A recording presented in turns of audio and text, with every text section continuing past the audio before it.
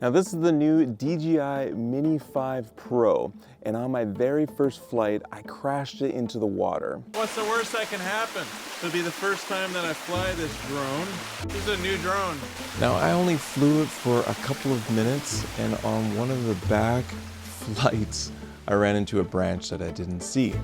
Now this drone has sensors to be able to sense all around it, 360 degrees. And it even has LiDAR in the front and infrared on the bottom. And I'm gonna share what are the things that I did wrong and how you can avoid making the same mistake. I did fix my drone and it is flying. So I'm gonna go through the steps that I took to dry out my drone and get it back up in the air. So with that, let's get started. If you are new to this channel, my name is Shannon and I am a full-time photographer in beautiful British Columbia.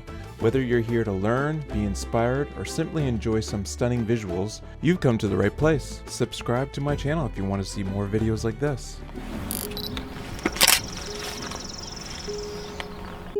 Now this was the location where I crashed my drone. But my history in flying drones dates back almost a decade.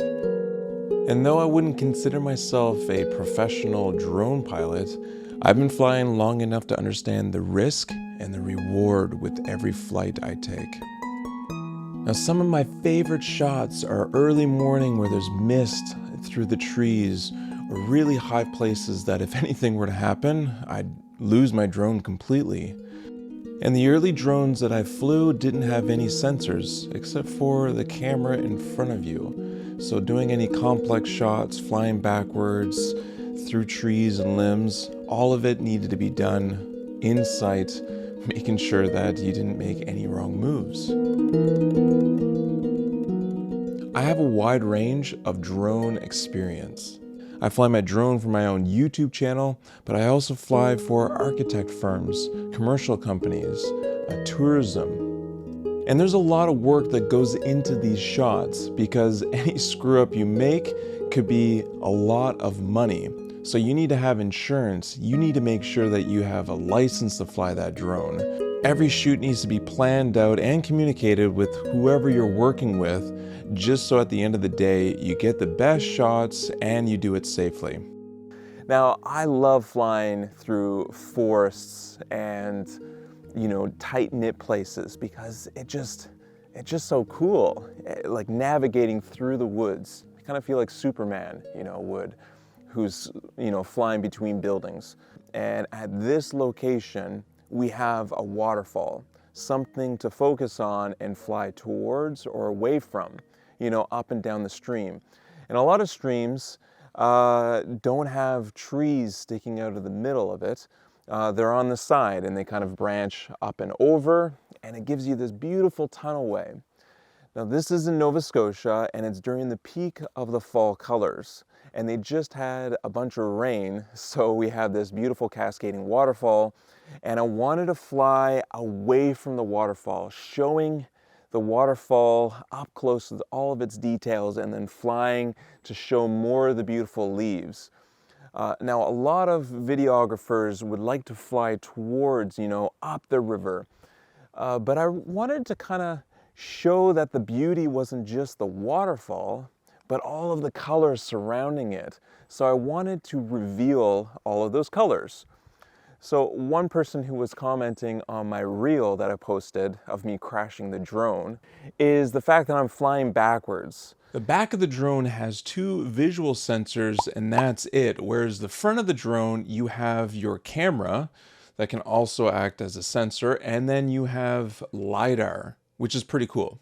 So flying forward is going to be your safest bet when using any drone, really. So they were saying, why would you back up? Why wouldn't you fly forward and just reverse the video footage? Well, if you know water and how it works with gravity, it only flows one way. So if you reverse the clip, it's going to show the water dancing up the waterfall. So I didn't want that. So now you know my vision and how excited I was about trying to capture it. The reason why this crashed is plain and simple. The sensors didn't pick up on the branch and it hit it. And then below was the water. That's as simple as that. DJI does say that small branches and wires, it might not detect. It's submerged at least 60%. So water was fully in the body of the drone. So the first thing I did is I allowed gravity to work with me. The back is fairly enclosed. The front, you got these vents here. And so that's where I wanted the water to drain out. That could be inside. The next thing I did is I powered it off right away. So all of these steps are really close to one another. I quickly removed the battery so that there wasn't water getting in between the contacts, causing any sort of issues. So I pulled this out as quickly as possible. And then I grabbed my microfiber cloth, dried everything off that could potentially drip down in. So after drying it as much as I could, I packed up everything and I went back to my house. First things first, consult a professional if you don't feel comfortable with doing any of these things. And the steps that I'm going to talk to you about are ones that I took that you might not feel comfortable with. I used Q-tips. I've got a whole box here, and these are great for wicking up water droplets. Q-tip, even when you just touch it, it just wicks it right up. So I cannot stress enough how great these were. Just taking my time, it was like 2 hours, I think, of me going around just wicking up little droplets everywhere, on the inside, outside. The biggest areas are like right in these brushless motors. So we got little cracks in here, and these kind of spin around, and I could actually see water on the inside. So I manipulated my Q-tip a little bit just so I can get on the inside, wicking up those droplets.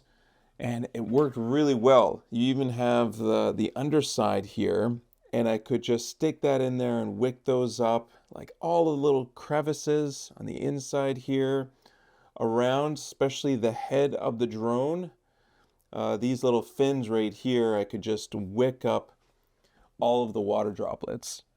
Now, after a couple of hours of getting every little droplet that I could find, I decided to let it air dry in a dry environment.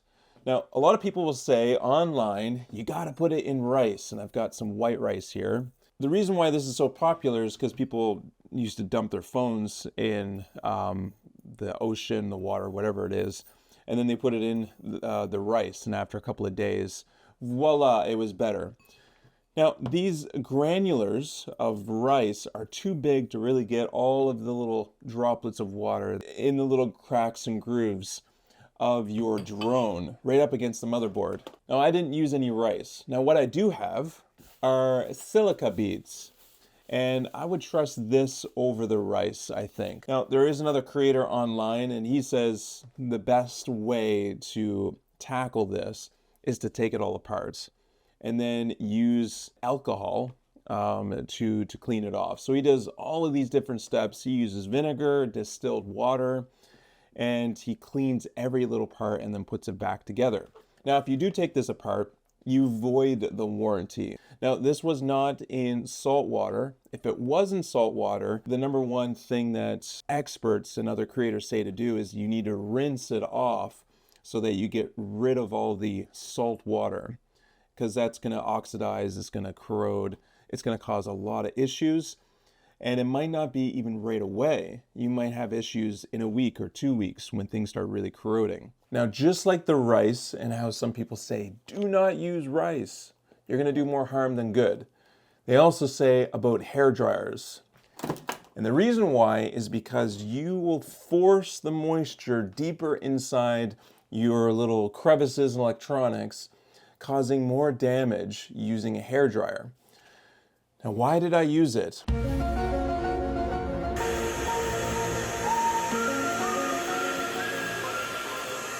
I decided to put a droplet of water on the drone and use the air dryer at a certain distance so that the droplet wasn't moving at all, but instead I could watch it evaporate slowly. So on the air dryer that I had, it had different speeds for airflow. So I picked the lowest one, and then it also had different ranges of temperature. So most hair dryers are really hot, and you could damage your drone, whether that's deforming the plastic or even the soldering on the different electronics could melt away. So I picked a nice temperature at a really light breeze so that I wasn't going to push the water anywhere. And I kept my hand sort of in front so that if it got really hot, I would take a break from it or rotate the drone. So I was trying to keep it in a fast heat airflow environment so that I could speed up the drying process and not let the moisture just sit. Now, were these steps the right steps to take? Well, probably not. I do like the Q-tip plan, but the hair dryer is something that I wouldn't encourage you to do unless you are willing to take a bit of a risk. Now, the environment that I was in Nova Scotia was high moisture content. We had showers and rain, and the air just felt quite damp. And I was a little worried that my drone wouldn't dry out and more issues might occur. So I tried to dry it as fast as possible. And that's why I used the hairdryer the way I did. Now, after I was certain that everything was completely dry, I still let it sit in a nice warm environment for 5 days. I think it's been like 5 days since I crashed this drone. So here it is, it's turned on, its head's moving. Take off with caution. Of course I'm gonna take off with caution. Hopefully it works. I've got that nervous feeling, you know? Well, this is interesting. Check it out, it says, check or replace propellers. Collision detected during last flight. Make sure the propellers... Oh, that's nice. It's telling me to check everything, make sure it's good. And the embarrassment's there because it told me that I crashed. Yeah, I know. Worried sick. Okay, press OK.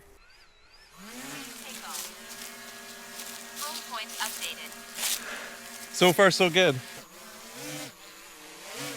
Side to side works, rotation works, forward and backwards works. Okay, now for sport mode. Obstacle sensing unavailable. Fly with caution. Woo! It works. All right. So I did use a hairdryer. They say not to use a hairdryer. Wish those sensors worked. Okay, will it sense me? Good, it senses me. So if you like this content, think about subscribing and let me know down in the comments if you've ever crashed your drone or suggestions you have for other people to read about. We can all learn from this. Thank you so much for watching, and I hope to see you on the next episode. Ciao.